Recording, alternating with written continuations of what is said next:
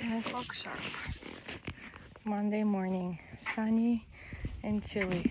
The wind is not that warm, but the sun is bright. Taking a slightly different route today because I saw some elementary school kids on my normal roads, and also between the fields I usually go, there are lots of K-trucks working on their fields, getting ready stuff probably for planting rice, cleaning the field, turning the soil, putting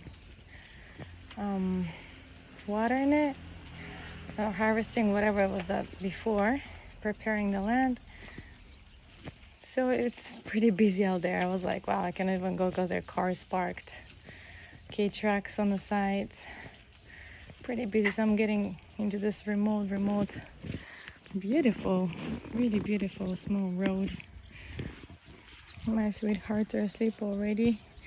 My baby girl is hiding from the sunshine. She's so pretty. She's so cute. She doesn't like the sunshine so much. This guy, I have to protect his face from the sunshine. His skin is not that sun loving, but they have gone dark. Like their faces and their hands here are darker because they play outside a whole lot more now than before. All winter stuck in the same room. Anyways, this weekend was a normal weekend with kids fighting constantly and also playing. But what happened yesterday was really funny. Right before, the dinner commotion starts and people getting ready for school for the next day and stuff, we just sat down and started cruising on YouTube, finding different sorts of music and showing the kids songs from my time when I was a teen or like even preteen, the songs that were favorite to us. And of course there was the king of pop there, Michael Jackson, and there was the Backstreet Boys were there, and all the boy bands like Westlife and Take That, and oh my gosh, I forgot to tell them about Take That. We were crazy about them, I remember, in like 5th, 6th grade. And like some Latino, like Ricky Martin and things like that. So it was really fun. Oh gosh, where am I going? I don't know if I can go here with a stroller. It's like a dead end, kind of. I mean, I could go left, but I don't want to go left. Do you think, guys, I can do this? I don't think it's a good idea, but I can try. The stroller is too wide for this. Yeah, if I were without a stroller, no problem, but there's lots of grass and it's narrow and I'm holding the phone. This is my other option. I could go around. And this is somebody's property, so I can't really go through, right? Because the 2 cars are here, so I think it's not risky. It's risky.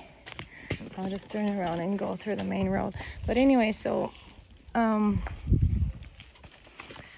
the thing was, like, we really enjoyed listening to different kinds of music, and like I was like, okay boys, I'm gonna play something now and you do dance, freestyle dance. And so they're like, okay. So my oldest was upstairs playing Lego by himself. He's just so much into Lego nowadays. I don't know why. They just play a lot Lego together. But the other 2 are down with us. So my baby boy that is sleeping now here, he saw the brothers dancing their heads off, and he's like feeling the beat too, and it was just so much fun. It's like music, it has this special way of kind of like relaxing you and letting go of, I don't know, just music is amazing.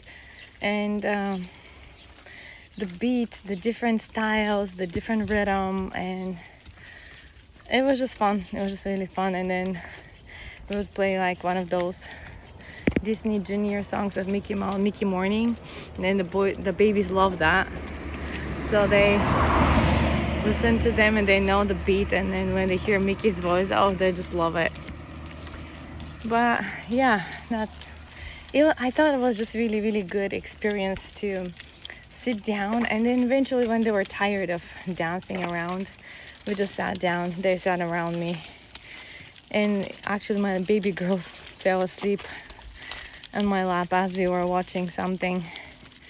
So we watched music videos and Bon Jovi and It's My Life. Like, those are really, really cool, legendary songs. I showed them even Nirvana and Kurt Cobain and his famous songs, and what else? I didn't show them Bulgarian music though, however, I should have.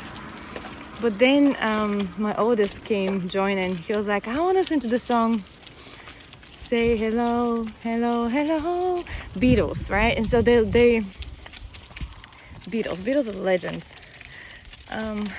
So they sang that song at school, I guess, during English class.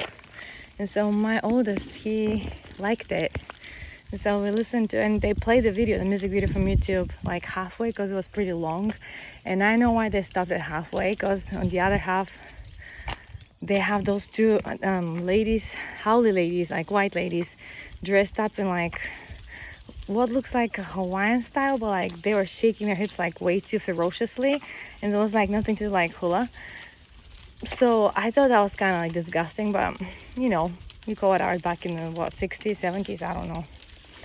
So I mean, because I've been in Hawaii, so I feel like, what the heck is that kind of thing? So the teachers at school, they didn't show that part of the video to the kids, and so we were like humming that song a lot recently at home since last week. And so we listened to that song yesterday, and it was a good song. And like the Yellow Submarine, they have this animation show on the Disney Junior about Bugs Life, or like, what is it called? Like, I don't know how it's called in English because it's all in Japanese. So the titles are always in Japanese, and the title of the episode is in Japanese too. So I don't really know, but like, you can listen to it in English. It's bilingual on the TV. There's a option you can listen. We don't listen to Disney channels in Japanese. You could, but we do it in English. So they in that bug show, they're like there's like a slug and what is it? What are the other creatures? I don't know, but they're like friends, and then they sing the Beatles songs, and there's they use that song, the Yellow Submarine, too. It's so cute. And then the help, I need somebody, help. And it was just really cute. It was just really cute. They implement those in the story, and then they sing them there. It's just really cute. So yeah. And yeah, I'm grateful for music. I would say music I don't know, it touches the soul, the strings of your soul, and no other thing can do it. And it just makes your body move and like refreshes you, and just, and when I'm jealous of musicians, because they, not jealous, but like, in a good way, but they create music, they create it. It's like we're enjoying it, the finished product, but they're creating it. What a blessing, what a talent. I don't know, I just love the fact that people can create music, like even classical music. Yeah, yesterday I showed the boys to the 3 worldwide famous sopranos.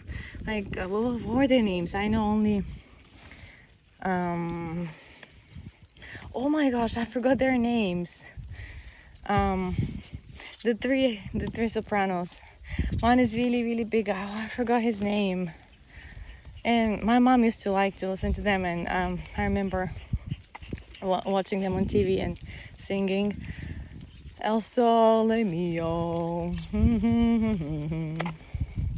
And yeah, I showed them like the Titanic song with Celine Dion, Mariah Carey and Whitney singing the Prince of Egypt song, Believe in Miracles.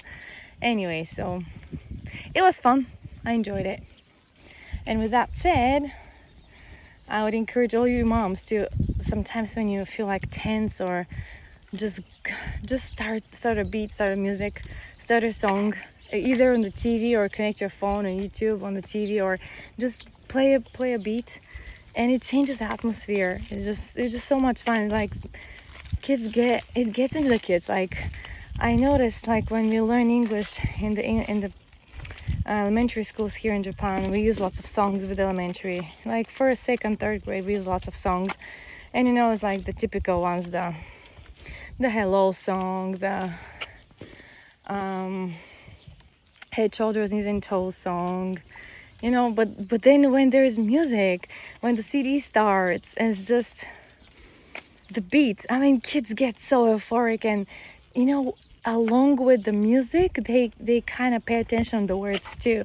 And so before they know it, they don't even know what they're singing, but they're singing it. And it's just really cool to me. I think using music for learning a new language is really cool. I remember when I didn't know English, I was just making up my own words. I was just using the closest sounds I could hear, especially with Michael Jackson songs or any song really. We were like making up with my sister, and then now that we know English, we're like, oh, that's what they were saying. It's just really cute and funny. Okay, I'm gonna challenge myself today again with that hill. Remember guys, the hill that goes to the shrine? Yeah, I'm gonna go back there, and it starts going up from now, and you can see it. It's up, and then the big up there. Yeah, let's go there together again today. I like to challenge my body to do that, and it does good to the body too. It's like shoulders, legs, it's all good. And of course it does good to the babies because they're sleeping, and they're sleeping when the stroller is moving, so it's really, really cool. Okay. Oh, the wind is chilly, to be honest. It's not cold, it's just I don't like wind, not my thing. Yeah. So yeah, just do something groovy with your kids and have fun. And music is helping communication to clear up and to just get the negative out and sort it out. And well, it depends what kind of music you're listening. If you're listening to like heavy metal, it's gonna bring more and more and more negativity. I've noticed, like, if I listen to music that is like, for example, I don't know, it depends though. Anyways, I don't want to go into that because that was not the intentions of my video. But see this guy? Okay, let's do this. Yeah, let's do this, you guys. I'll try with one hand because the other hand is holding the phone and still pushing. So let's do this. So I was listening to some of the talks that I couldn't finish listening of the general conference, semi-annual general conference in the Church of Jesus Christ of Latter-day Saints, and that's when we listened from the modern prophet, his counselors, two counselors, and the 12 apostles, and the era 70s, and church general leaders like Relief Society, President, Primary, President, Young Man, Priesthood, and so forth. Okay, I'll keep going. There you go. So I listened to this. I listened to a lot of them, but two of them stood out to me a lot, and apparently to different other people too. From what I hear from channels on YouTube I follow of other members of the church who make comments. Oh gosh, I'm almost there. I'm almost there. Okay, we can do this, guys. There is no stopping. If I stop, we all go tumble down. No, the stroller has brakes, but okay. Anyways, okay, we did it. It's behind us. We did it. Okay, catch up some breath. There was one of the 12 apostles. No, he's actually one of the counselors, current counselors of the prophet. His name is Dallin H. Oaks, President Dallin H. Oaks. He had an amazing talk about the American Constitution, but he didn't talk about politics and parties, and he just talked about the sacredness of it, of its creation, and how eventually lots of countries follow the same thing. It's one of the oldest written down constitutions, he said. And he said how many years he spent as a lawyer in the Supreme Court. And okay, we're here.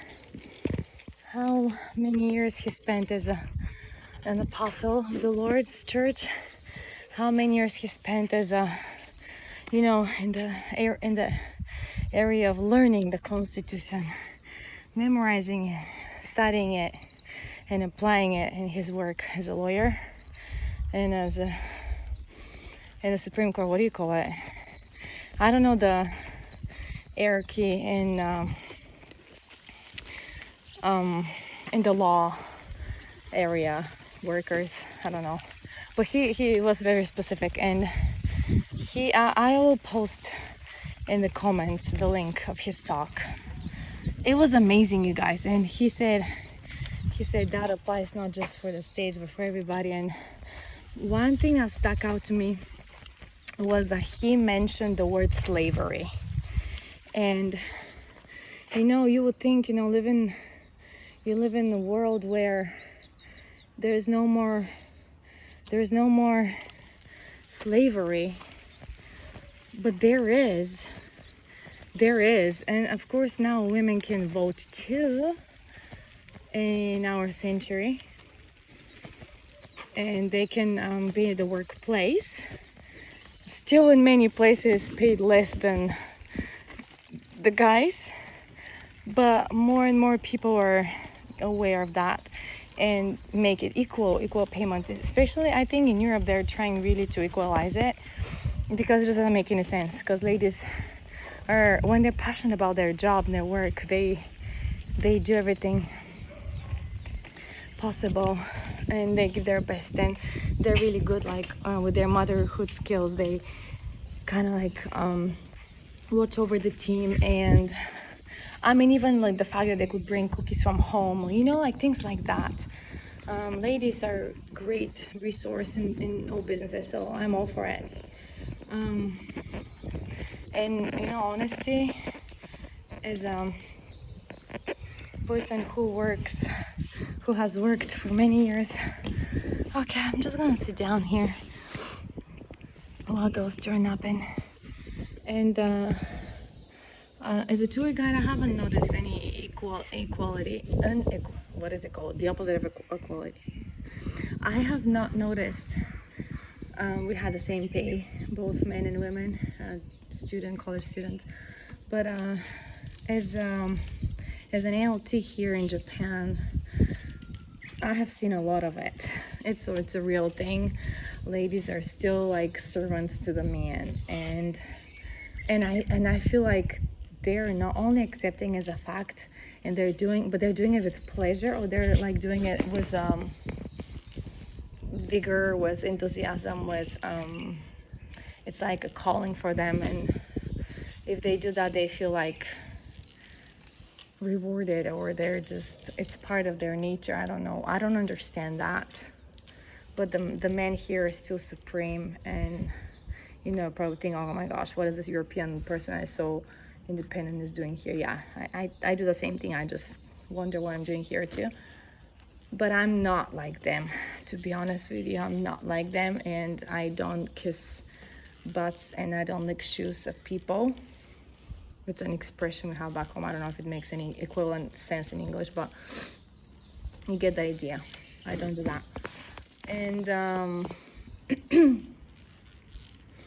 anyway, so the word slavery was stuck with me. Like he was saying, he mentioned, Elder President Oaks mentioned that he quoted a scripture from Doctrine and Covenants, which is one of the standard works of scripture we use along with the Bible and the Book of Mormon and the Pearl of Great Price, which was translated by the prophet Joseph Smith from papaya, like the paper from mummies in Egypt. Anyway, so it's a standard work. So I don't remember exactly the scripture and the reference, but I can put it in the comments too, so you can guys look it up. It's all like everything is online, you can find it. But he said, therefore, slavery is absolutely wrong nowadays. So I was thinking, okay, slavery, when we think about slavery, what is slavery really? When you think of slavery, you think of people with chains doing hard work, like in those movies like the Pirates of the Caribbean, kind of like, or Les Miserables, you know, that kind of slavery you think of. And we were watching this kind of like scary show with my oldest now on Netflix called The Irregulars. And it's in the dark ages of England, London, like, you know, demons and dark energies. There's like this kind of rip that they're trying to close because it's between this world and the world of the dead and whatever. And so it just watching that and the setting, the plot, like where the surroundings of the actors, it's like the streets and everything's dark and pavements and big containers with fire on the street and pubs, people going in and out, people drinking, people fighting. The elite lives like somewhere up, like in the hills and in nice homes, and then the others are just whatever. It just reminded me of like that word slavery, kind of like classes were separated very obviously. And you know, that's how Robin Hood came about and his gang and stuff like that. And so I was thinking modern slavery, what is it modern slavery? Because, you know, that's things of the past, you know, the Civil War in the States, and you know, you will think of like Mexicans being the housemates of the rich people's houses in the States, or like the black people being shipped with you know, being shipped with chains and being sold out. It's just crazy. That's crazy. I mean, if you think about Spartacus, right? That's in English. How he was sold like a slave to fight.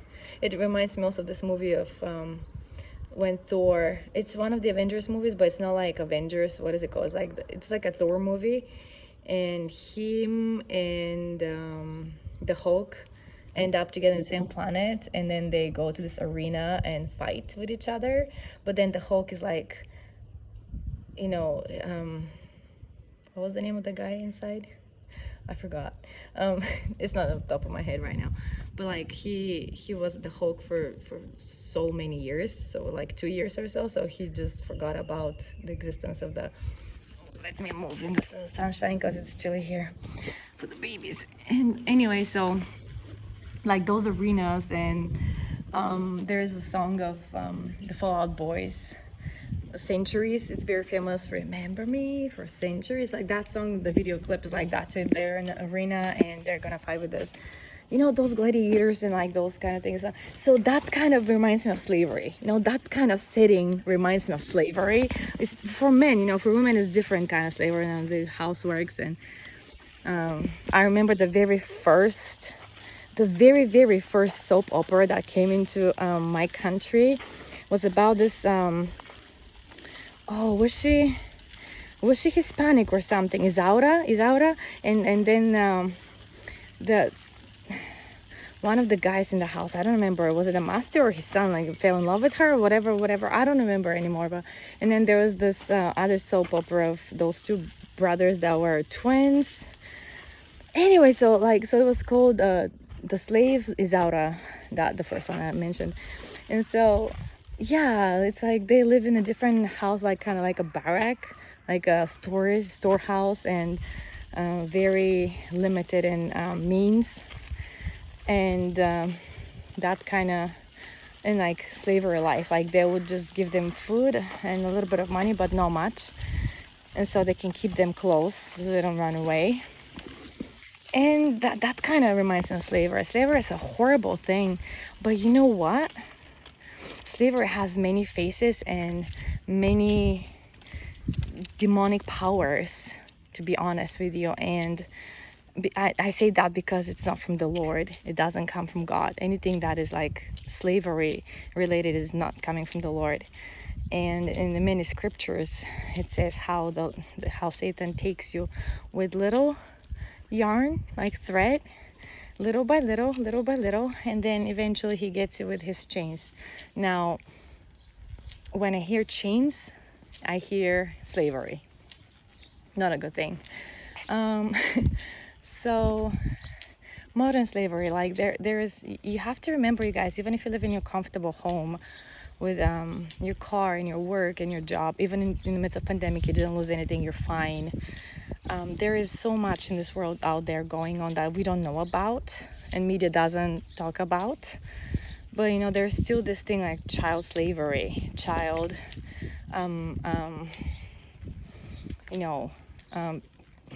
what is it called? Trafficking. They become slaves in the real meaning of the word. Like they would kidnap kids and they'll make sex toys out of them. They will use them for pornography sites. They will use so you just be thinking of a person as a thing, as an object, as a means of making money, makes that person a slave. I think that's what it is. And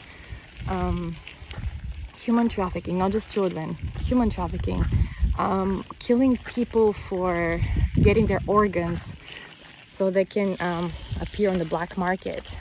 So this rich person, that rich person can get their heart and their liver and their kidneys pronto. Yeah, that is also, that's like satanic. That's like, when people do that, I don't know how they live with themselves. They get paid for that, but like, what do you do with that third man? That's like the blood of those people will be on you. Which reminds me of another thing that I heard in that talk that was very, very interesting. It's connected with the term slavery. So here's the thing.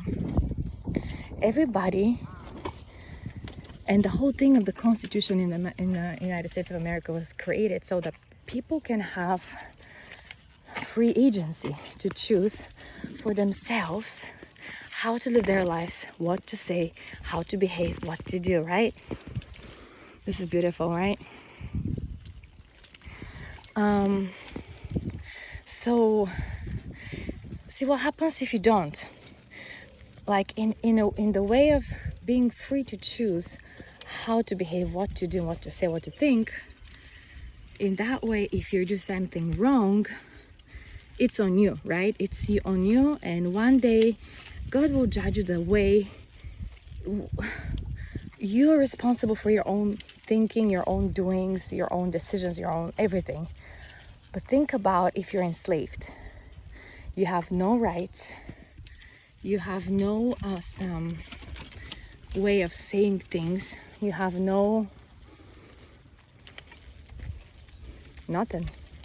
I mean, you could have a lot of possessions, but you could be still enslaved, not being able to move anywhere.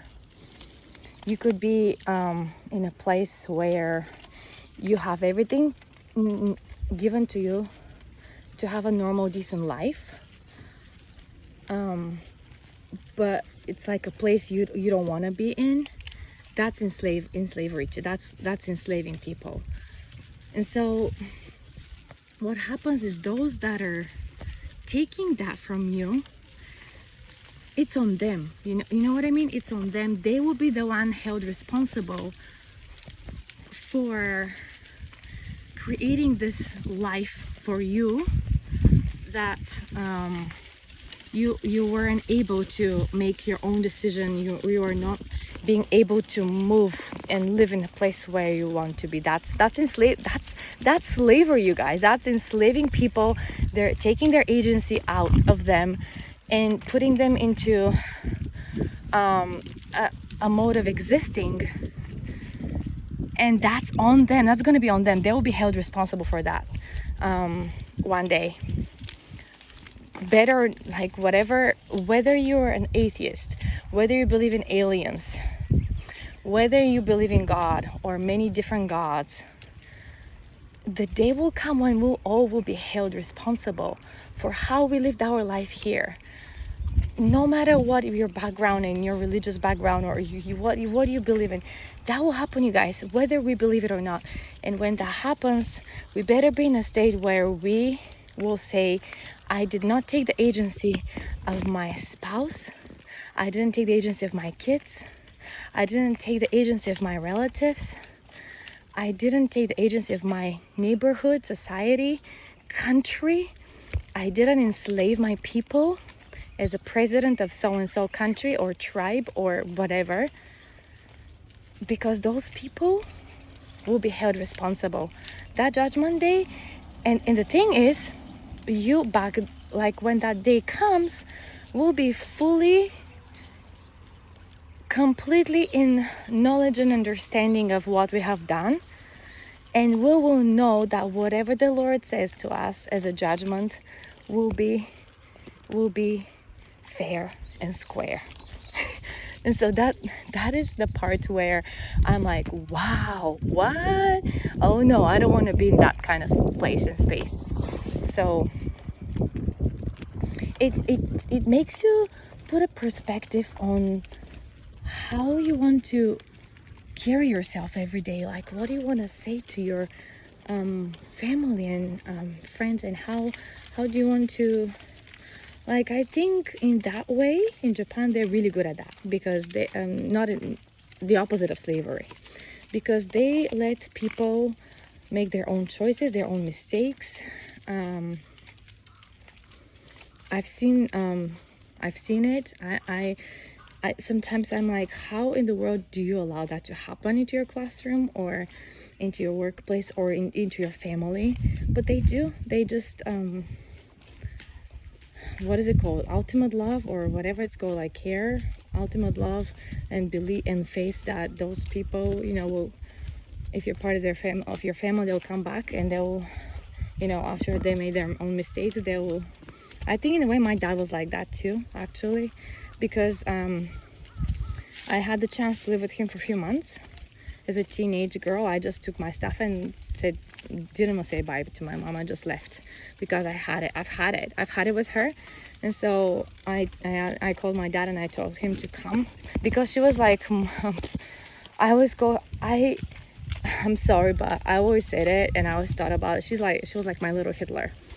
And that is a person that we know was not only enslaving people, but enslaving them to manipulate them to kill others and to wipe them out from the face of the earth. That's just gross.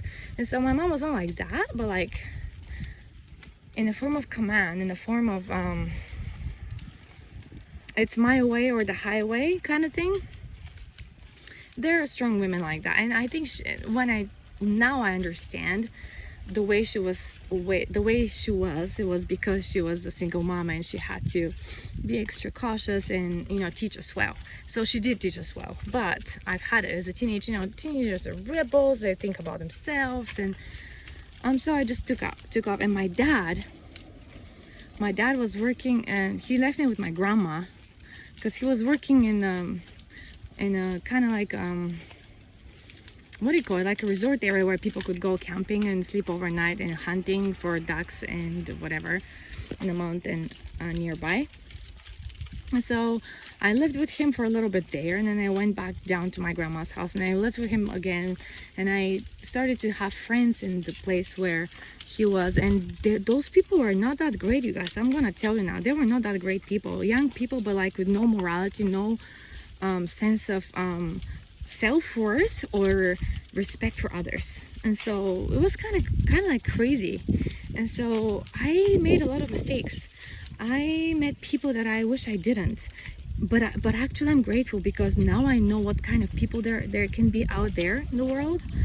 And so the Lord was all along with me, protecting me in every way. When I look back. But my dad didn't put a curfew on me. He didn't ground me.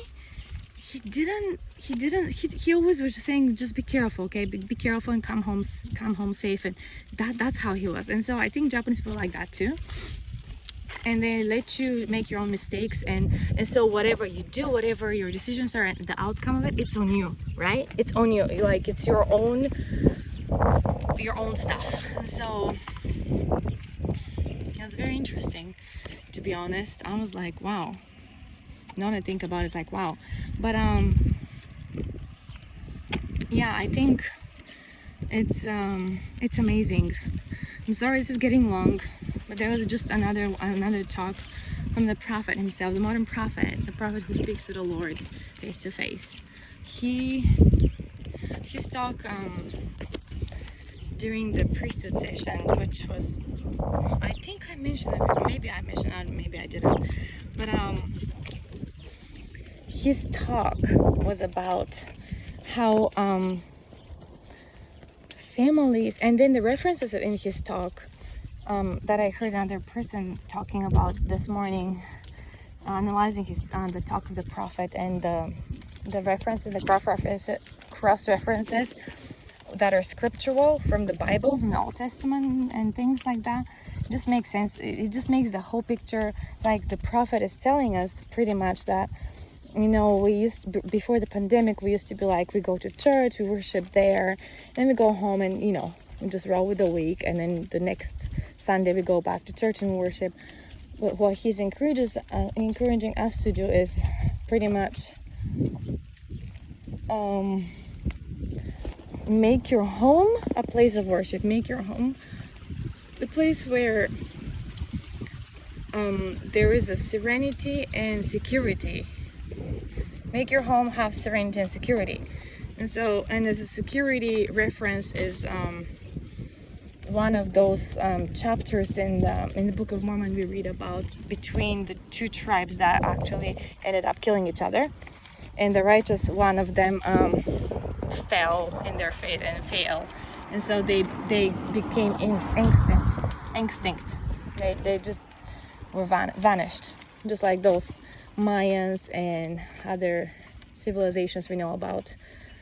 So we have their record, but they're no more. The last of them buried it, and then it was shown to Joseph Smith by the same person in spirit as an angel, where the record was hidden. But anyway, so to make the long story short, he said that the cross reference of make your home secure is like right in the guts of the war pages, the war chapters that we read in Alma, in the Book of Alma, inside of the Book of Mormon. And what was it, chapter 40 or something like that.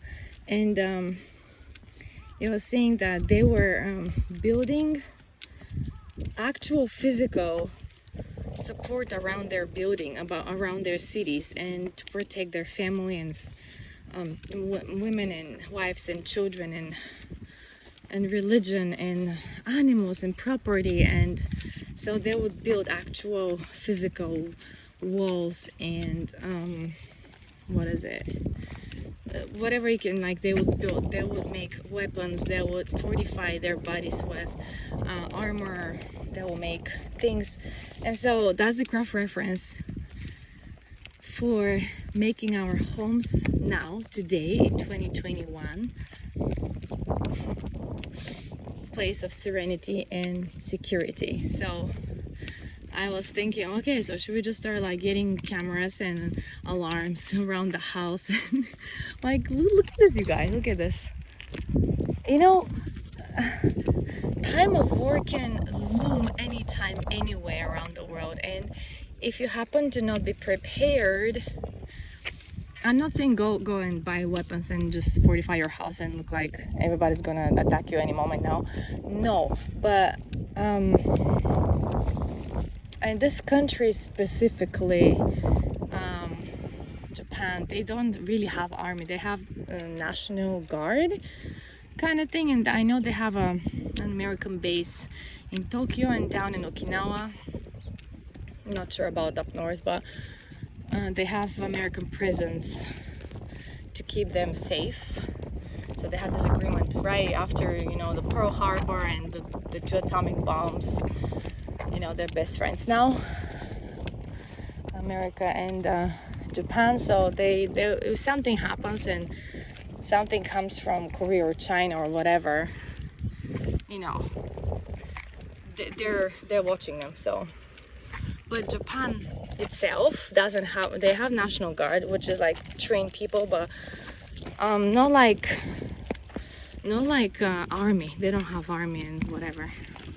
And so they're all about peace. So living in that place maybe makes like you feel like a little bit more secure, especially in the middle of nowhere. But you never know. And so what the Prophet was saying is just make what was he saying? Nobody should be feeling everybody deserves to be loved and feel secure, feel safe and loved in the boundaries of their home.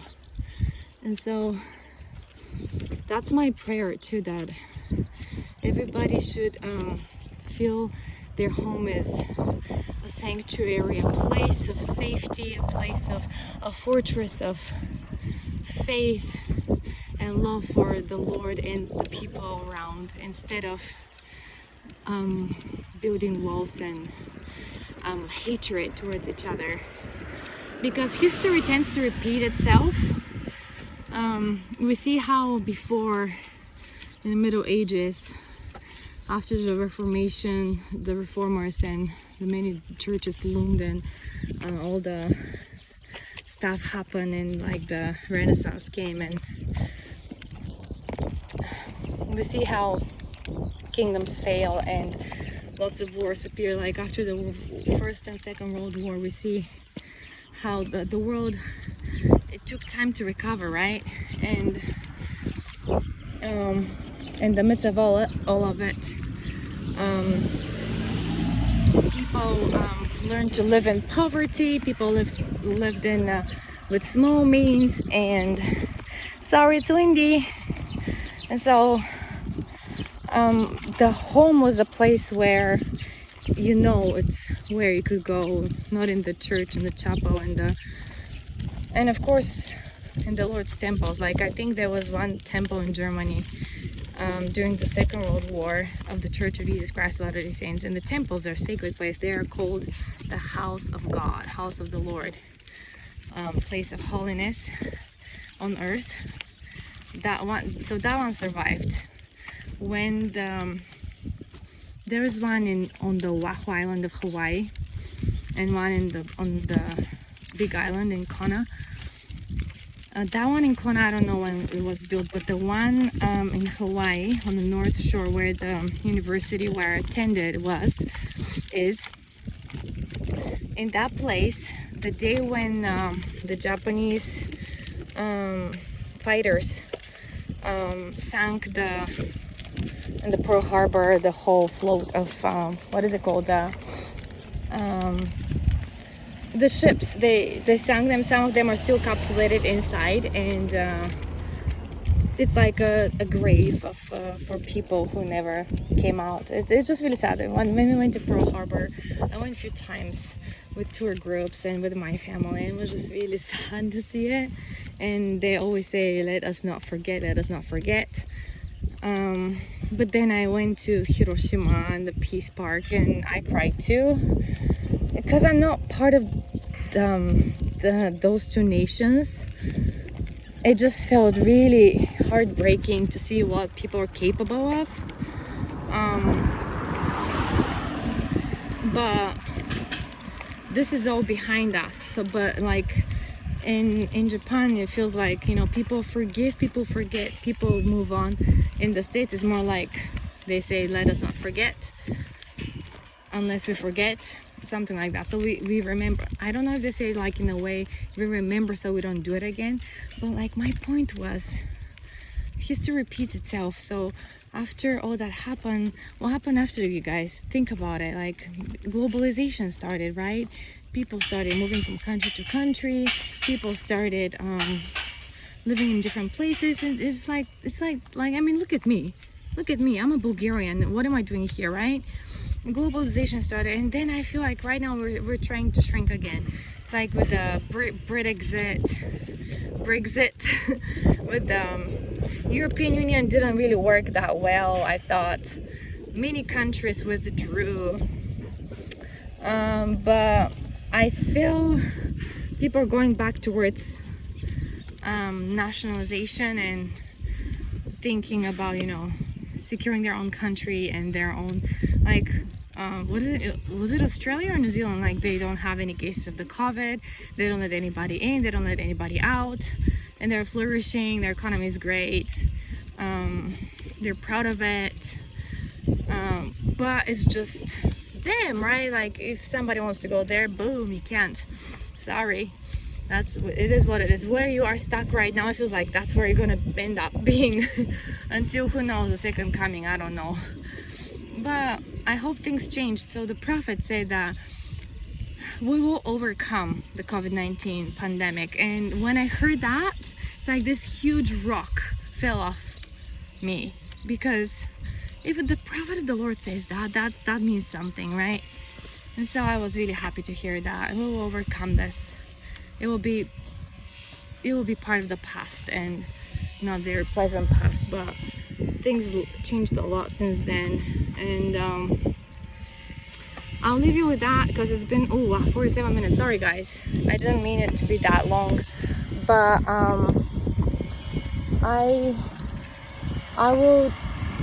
leave it to here, for you to think, to decide, to what do you think about the world? What is it becoming?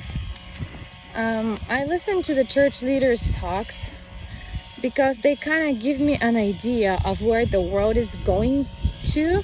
And then usually when a prophet talks, they say something that you can read in between the lines about, for you personal, like you personalize the message to you and how you can apply it in your life. And it's getting really loud because this guy's cutting his grass. But I'll leave it to here, and I'll say bye. Don't forget to use your groovy tunes and be happy, and give it a little dance when you feel stressed out. All right, bye bye.